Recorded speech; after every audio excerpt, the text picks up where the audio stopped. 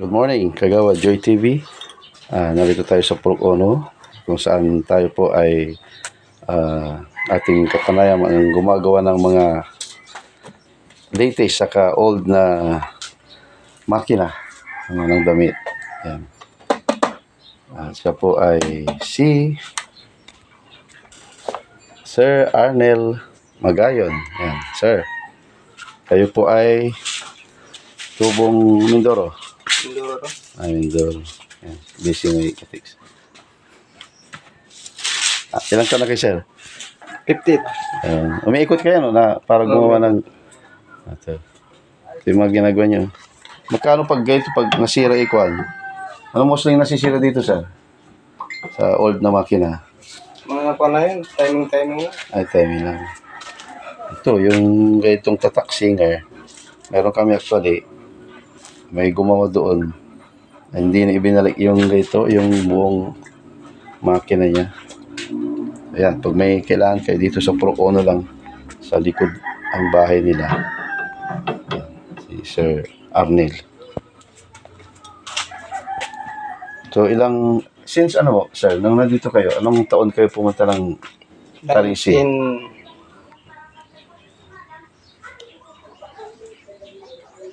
87. Dito sa Tarisi. Tarisi 1985. Ay, 95. 95. Marunong kayong Pangasinan? Tama ron. Ay, marunong pala eh. So, itong gawain nyo, umiikot-ikot kayo, bawat barangay. Dati nag-focus ko sa bayan. Ngayon wala na. Mahirap din, ano? Wala nung pandemic. Okay. Yun po, umiikot sila. Tapos may kasama kayo, no? Hindi lang isa. Minsan marami kaya sa? Pero sa ngayon, ako na lang dahil mayroon magturo. Yun. Hindi rin basta-basta ito. Pati ata alam yung gawin, yung Lahat, basta ako. mga electric fan, ano? Yun yung mostly nakikita ko. Na doon, may electric fan. Mga washing machine. Yan. So ito, Sir, ibang style, ano? Di ba yung ginagamit ng mga nagtatahi sa amin ngayon? Galing abroad dyan. Pero yung iba, jockey. Alam niyo yung tatak na jockey na ngayon? Hindi na siya ganito. Mostly, di ba? Yung, ngayon, kuryente na. Kuryente. Dati, apak-apak. Ito na, Sir. So, yan. Kung gusto nyo magpaayos ng yung mga makina, yung mga gumagawa ng basahan. Actually, may makina ako, ibinenta ko rin. Ibinenta ko yung jockey ko, Sir. May isa. May jockey ako. Ibinenta Sa ko. likod? Doon sa bahay, doon sa papuntang boundary. So, okay ko doon sila sila Gis. Oo, kilala ko yun. Lapit ko pala Taga Bicol yun. ex-kapitan. Doon ako sa kalang, no? Pakanan, pakaliwa ko naman. Yung lagi ako doon ganun. See. So pag nagre-repair kayo ito, Sir, karamihan na ginagawa nyo, di ba, mga old type, Kaya lang karamihan yung gumagawa, naka-kuryente na. Mas marami pa rin tukan. Pwede nila i-convert to sa kuryente, no? Pwede rin pala. Kayo ang gagawa din. Oo, ako lang. I see. Pwede pala. Kung may mga old kayo na makina, ang tatak nito, ang pangalan, Yamata.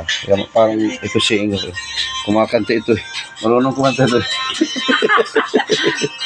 Kasama ko pala si BSPO, Purok Ono. Nagsusurvey ba kayo? Nagsusurvey kayo? Oo. Nakailang na kayo bahay? Marami na. Yeah, napakasipag na BSPO yan, Ate Imelda. May mga video okay kayo, Sir, ha? Pag may mga okasyon, di na kailangan ng kanta, magre-rent. Mayroon mag-renta. 500, gano'n. Ang rate ngayon. Pag December, rentahan, 1,000. Oo, kasi yun, peak season yun. So, yun. May vlogger mo. Ha? Ay, vlogger din kayo? Mag-vlog ka rin? Nagpa-vlog din kayo? Paano ko patayin? Yan matibay na ako. Vlogger din pala si Sir. Yan, hanapin. Ano yung page niyo, Sir? Hindi ako nagbablog. Yung mga Nanonood lang. nanonood lang. Maganda yung mga comedy, Mga kuwan ko sa kuwan. Oo. Yung na may di, kuwan ko lang sa may di. Yung sa inyo, ano, Occidental ba? Oriental? Oriental. So, Mindoro Oriental. Nakapag-asawa sila dito sa Tarisi. So, 1995 daw na napunta sila dito. So, maganda. May kasama tayo dito sa barangay na marunong mag-repair ng mga makina. Labas. Mabigat pala yan. Mabigat yan. Sige, ganun lang, sir. Tuloy na tayo doon sa barangay. Wala ginagawa. Okay. Okay. Pinakita yung mga ginagawa. Good luck. Ano? Bye. Tara na.